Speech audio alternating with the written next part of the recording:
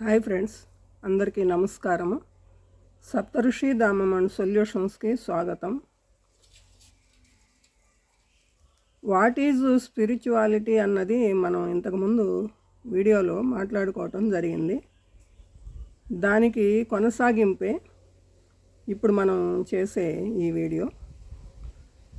What is spirituality part 1 మాట ఇది. మనం స్పిరిచువాలిటీ గురించి మాట్లాడుతున్నాము. అదే తెలుగులో ఆధ్యాత్మికత అని అంటారు. అది 5 భాగాల్లో ఉంది అనుకున్నాం కదా.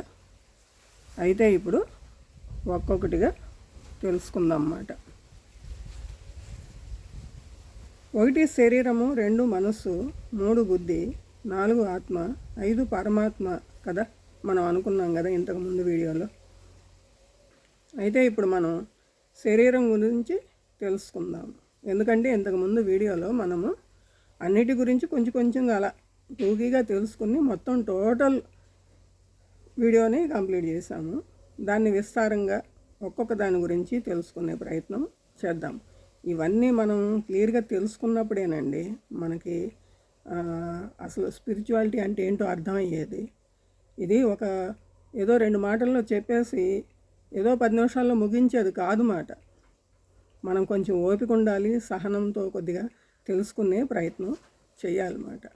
అయితే ఇప్పుడు మనం ఈరోజు ఎపిసోడ్లో శరీరం గురించి తెలుసుకుందాం అన్నమాట. ఇప్పుడు మనం శరీరం గురించి తెలుసుకుందాం అనుకున్నాం కదా. ఎందుకంటే అన్నిటికన్నా ముందు మనం చూసేది శరీరం మాత్రమే. ప్రాపంచికం అంటే కనిపించేది. మనం ప్రాపంచికం ఆధ్యాత్మికం అని అనుకుంటూ ఉంటాం కదా ఇప్పుడు. అలా ప్రాపంచికం అంటే కనిపించేది. కానీ మనం కనిపించే ఈ శరీరంతో కనిపించని ఆధ్యాత్మిక విషయాలను ఎన్నిటినో నిర్వహిస్తూ ఉన్నాం అన్నమాట. ఇప్పుడు ఈ శరీరంతోనే ఏది చేయాలన్నా సరే. ఇప్పుడు మనం ఈ శరీరం గురించి తెలుసుకుందాం. మనం ఈ భూమి మీద ఒక పాత్రను పోషించడానికి వచ్చాము. ఇలా మనం మన పాత్రను పోషించాలి అంటే శరీరం తప్పనిసరి. మరి అలాంటి శరీరాన్ని ఎలా పోషించాలి అన్నది జ్ఞానం మాట. మొట్టమొదట ఈ శరీరానికి ఏం పెట్టాలి, ఏం పెట్టకూడదు అనే విషయం తెలియాలి. ఇప్పుడు మనం రోజు చేసేది ఏంటండి? ఈ శరీరాన్ని నిలబెట్టడానికి మనం ఏం చేయాలి? దీనికి ఫస్ట్ భోజనం పెట్టాలి. ఇది ఓపికగా అంటే కొంచెం శక్తితో పని చేయాలి అని అంటే ఫస్ట్ దీనికి కావాల్సింది ఆహారం మాట. ఆ ఆహారం కూడా మనం ఏది పడితే అది పెట్టడం కాదు, ఏది పెట్టాలో కూడా తెలియాలి మాట. ముందు ఆహారం ఫస్ట్ కావాల్సింది ఆహారం. అసలు సత్యం ఏమంటే ఆహారమే మన వ్యవహారాన్ని కూడా డిసైడ్ చేస్తుంది. మనం ఏం తింటున్నాము, ఏం తాగుతున్నాము అన్న దాన్ని బట్టే మన ప్రవర్తన ఆధారపడి ఉంటుంది. ఇది అందరూ తెలుసుకోవాల్సిన విషయం. ఏంటో ఏది తింటే అది సరే, ఏది తిన్నా పర్వాలేదు, ఏం తాగినా పర్వాలేదు, ఎలా ఉన్నా పర్వాలేదు అని అనుకుంటున్నాము. కానీ దాని తర్వాత వచ్చే సమస్యలు ఉంటాయి చూసారా, దానివల్ల ఎంతో సఫర్ అవుతున్నాము, ఎన్నో ఇబ్బందులు పడుతున్నాము, ఎన్నో రోగాలు కూడా కొని తెచ్చుకుంటున్నాం అన్నమాట. అందుకని అసలు సత్యం ప్రతి ఒక్కరికి తెలియాలి. ఏం చేస్తే ఏం జరుగుతుంది అన్నది తెలియాలి. తెలియకపోతే ఏది పడితే అది చేసుకుంటూ పోతుంటాం అన్నమాట. ఆహారమే మన వ్యవహారాన్ని డిసైడ్ చేస్తుందన్నమాట. మనం మన శరీరంలోకి హింసాత్మకమైన ఆహారం కాకుండా సాత్వికమైన పండ్లు, కూరగాయలు, ఆకుకూరలు, ధాన్యం, పప్పులు మరియు డ్రై ఫ్రూట్స్ ఇంకా చాలానే ఉన్నాయండి. మనం అసలు వాటిని తెలుసుకోవాలి అని అనుకుంటే కనుక మీరు ఒక పుస్తకం, పెన్ను ఒకటి తీసుకుని రాసుకోవటం మొదలు పెడితే ఇప్పుడు హింసాత్మకమైన ఆహారం కాకుండా వృక్షాల ద్వారా, ఈ భూమి ద్వారా మనకి వచ్చే సాత్వికమైన ఆహారం అంటాను చూసారా, అంటే వెజిటేరియన్ ఆహారం అంటారు.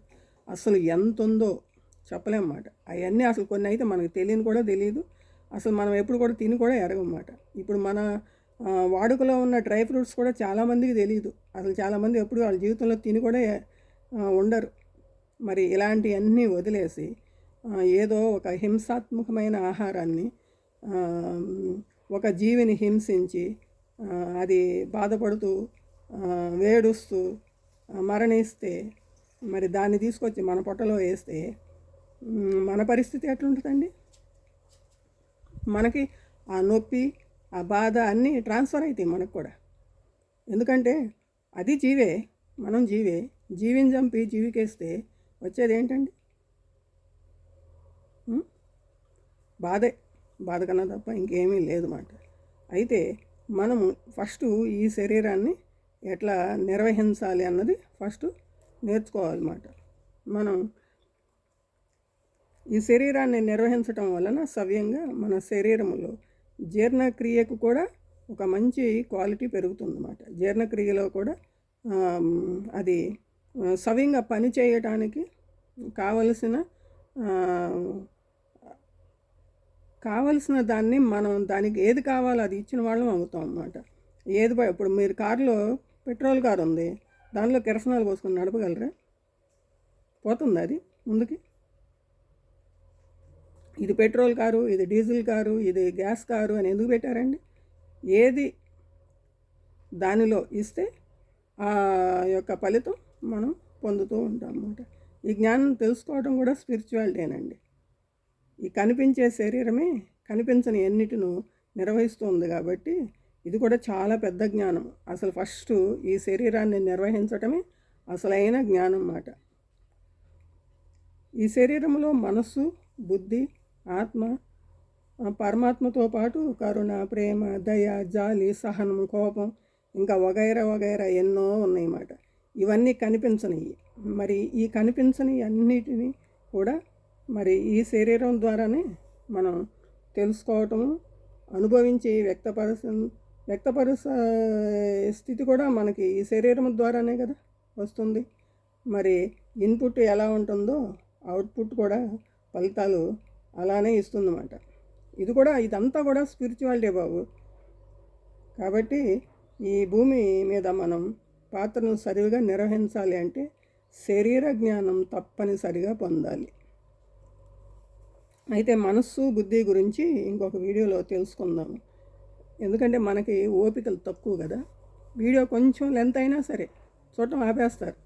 ఎందుకంటే పనికొచ్చే విషయాల మీద కన్నా జనాలకి పనికిరాని విషయాల మీద ఎక్కువ శ్రద్ధ ఉంటుందన్నమాట. అందుకని మనకి వచ్చే ఫలితాలు కూడా అవసరమైన వాటికన్నా అనవసరమైనవి ఎక్కువ వస్తున్నాయి అన్నమాట. కాబట్టి దయచేసి గ్రహించండి. ఫస్ట్ మనకి ఈ శరీరం అతి ముఖ్యమైనది అన్నమాట.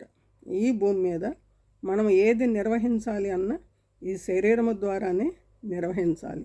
ఈ శరీరానికి అతి ముఖ్యమైనది ఆహారం. ఈ శరీరాన్ని మనం సవ్యంగా దాన్ని నిర్వహించాలి అని అంటే ఫుడ్డే కదండి. మరి ఆహారమే వ్యవహారాన్ని డిసైడ్ చేస్తుంది. కాబట్టి మన వ్యవహారం బాగుండాలి అని అంటే ఫస్ట్ మన ఆహారం బాగుండాలి. ఇవన్నీ కూడా ఈ శరీరంతో కలిసి పని చేస్తాయి అన్నమాట. మీ ఆహారం బాగుంటే మీ మనసు బాగుంటుంది, బుద్ధి బాగుంటుంది. కాబట్టి మనం నెక్స్ట్ ఎపిసోడ్లో మనసు, బుద్ధి గురించి తెలుసుకుందాం. చాలా ఉందండి. ఇది తెలుసుకోవాలి అనుకుంటే మీరు చాలా గొప్ప ఇంట్రెస్ట్ అయిన సబ్జెక్ట్ మాట. స్పిరిచువాలిటీ అనేది దాని గురించి మీరు నెమ్మదిగా అంటే మనం పెద్ద పెద్ద వ్యవహారాల్లోకి ఏం పోవక్కర్లా. సింపుల్ వాటి ద్వారానే అసలు మొత్తం మన జీవితాన్ని సుఖమయము, సంతోషమయము, ఆనందమయం చేసుకోవాలి అని అంటే ఫస్ట్ మన ఆహారం ద్వారానే అది సాధ్యమవుతుంది అన్న విషయం ప్రతి ఒక్కరికి తెలియాలి. ఆహారమే మన శరీరాన్ని సవ్యంగా నిర్వహించగలదు. ఎప్పుడైతే మనం ఈ శరీరాన్ని సవ్యంగా నిర్వహిస్తామో అప్పుడు మన మనస్సు, బుద్ధి సరిగా ఉండి మన ఆత్మశక్తి మనకు ఉపయోగపడి ఆ పరమాత్మ కూడా మనని మెచ్చి మనకి అండగా తోడుగా ఉండటం జరుగుద్దన్నమాట. ఉత్తగా మనం వెళ్ళి ఏది పడితే అది చేసి ఎలా పడితే అలా తింటూ ఎలా పడితే అలా ఉంటూ గుళ్ళకెళ్ళి పూజలు చేసినంత మాత్రాన ఏదో పెద్ద పెద్ద మొక్కులు మొక్కినంత మాత్రాన మనకి అయ్యో ఫలితాలు వస్తాయి అనుకుంటే కనుక అది దానికన్నా మించిన పెద్ద అజ్ఞానం ఇంకొకటి లేదు. మీరు పరమాత్మ కూడా మీలోనే ఉన్నాడు. ఈ బయటేమీ లేదు. ఈ దేహమే దేవాలయము, అందులో ఉన్న జీవుడే సనాతన దైవము అంటారన్నమాట. అంటే ఫస్ట్ ఈ శరీరము ఒక గుడి లాంటిది అన్నమాట. అందులో పరమాత్మ ఆనందంగా ఉండాలి, అతను మనకి ఎప్పుడు అండదండగా ఉండాలి అని అంటే ఈ గుడి లాంటి ఈ శరీరాన్ని మనము సవ్యంగా నిర్వహించాలి. అంటే ఇప్పుడు మనం గుడికి వెళ్తాము, దేవాలయానికి వెళ్ళినప్పుడు ఆ దేవాలయం అంతా కూడా ముందు శుభ్రం చేస్తాం కదండి, పవిత్రంగా చేస్తాం అదంతా. మరి ఆ పరమాత్మకి వండే ప్రసాదం ఎలా ఉంటుంది? ఎంత దివ్యమైన పదార్థాలతో మనం దాన్ని ఆ ప్రసాదాన్ని తయారు చేస్తాము.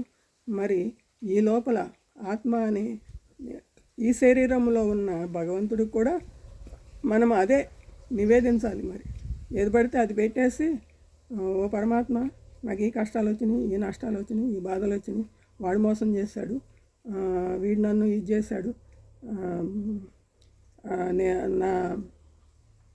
నాకు ఇది నష్టం వచ్చింది, అది నష్టం వచ్చిందంటే కుదరదు.